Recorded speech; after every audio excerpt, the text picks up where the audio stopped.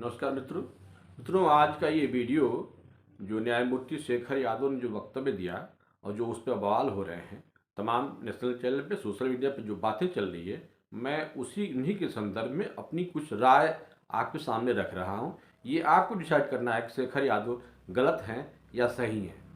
वो दो बयान दिए। पहला ये कि उन्होंने ये बोला कि देश को बर्बाद कर रहे हैं या पीछे ले जा रहे हैं और इनके रहने से हमारा देश आगे नहीं बढ़ जाएगा। तो आप जरा इस शब्द पर गौर कीजिए। कठमुल्ला किसको कहा जाता है? वह किसी धर्म विशेष के लिए नहीं था। वो ऐसे लोग जो सामाजिक कुरीतियों के पोषक हैं, विकास में बाधक हैं।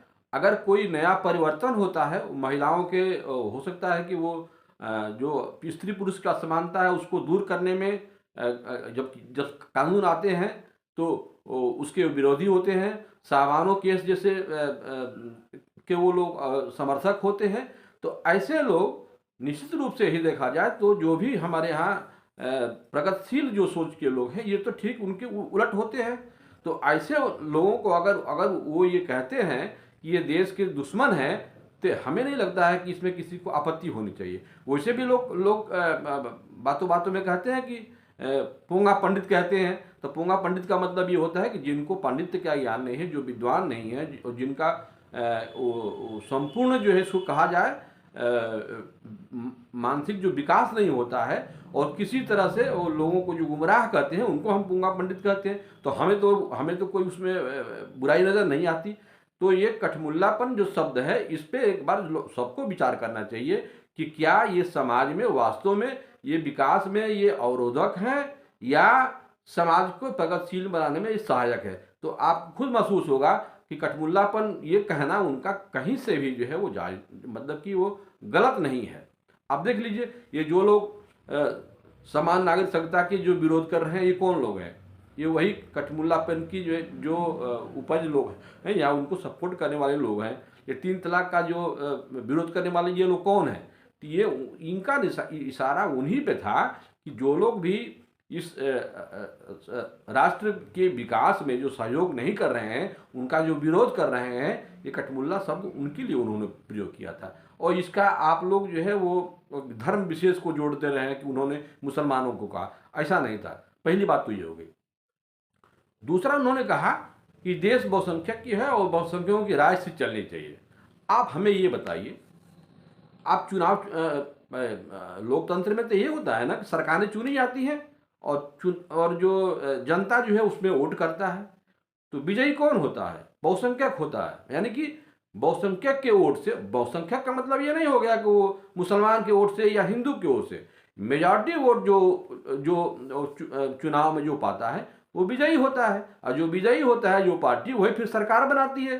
तो देखा जाए तो सरकार की राय से ही तो देश चलता है। तो इसमें उन्होंने कौन सी गलती कर दी कि बहुसंख्यकों की राय से जो है वो सरकार चलनी चाहिए जो है।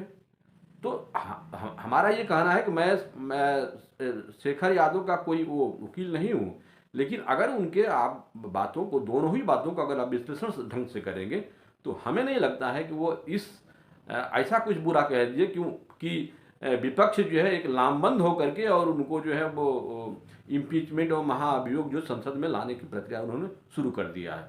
तो आप हमारी बातें एक बार फिर सोचिए कि बहुसंख्यक की राय क्या है। क्या उन्होंने ये कहा कि इस देश में अल्पसंख्यकों की राय आपकी बात नहीं सुननी चाहिए? हकीकत तो ये है कि ये बहुसंख्यक ही हैं जो अल्पसंख्यकों को सुरक्षा प्रदान कर रहे हैं और उनके हर एक किसी भी तरह का, चाहे वो धार्मिक भावना हो या सामाजिक भावना हो, वो आहत न हो, ये बहुसंख्यक ख्याल करता है। तो बहुसंख्यक की राय से ही ये देश अगर चलने की बात उन्होंने कहा, तो वसुधैव कुटुंबकम की राय के वो मेल खाते हुए बात कही। तो शेखर यादव के स्टेटमेंट को इतना निगेटिव ले लेना जो है, ये विपक्ष का ये जैसे कि एक नैरेटिव होता है, कोई भी कुछ भी कह दे धर्म विशेष को लेकर के, या कोई इस तरह का विषय जिसमें कि ये लगे कि नहीं ये हिंदू के जो के वो पक्ष में है या इसके अगेंस्ट में है, उस पर एक तरह से मार कर ले आते हैं लोग। और उसी नेरेटिव में ये भी एक जो है वो नेरेटिव जो है वो शेखर यादव का जुड़ गया। तो शेखर यादव वास्तव में वो जो बात कह रहे हैं, अंदर से जो कह रहे हैं, अच्छा ये देखिए, वो उस मंच पर जब बैठे वो बोल रहे हैं तो वो ये बात को कह भी रहे हैं कि हो सकता है कि हमारी बातों को लोग अन्यथा लेंगे और हमें बुरा भला भी कहेंगे, और सच में वही हो भी रहा है। तो ये सब बातें हैं मित्रों। आप इस बहुसंख्यक शब्द का जो इस लोकतंत्र में उसका मतलब क्या होता है इसको भी परखिए, और कठमुल्लापन का अर्थ क्या होता है इसको भी परखिए। दोनों आप जब परखेंगे तो शेखर यादव को आप गलत नहीं ठहराएंगे। वैसे ये सब आपके मैं ऊपर छोड़ता हूँ कि शेखर यादव गलत हैं या सही हैं। नमस्कार।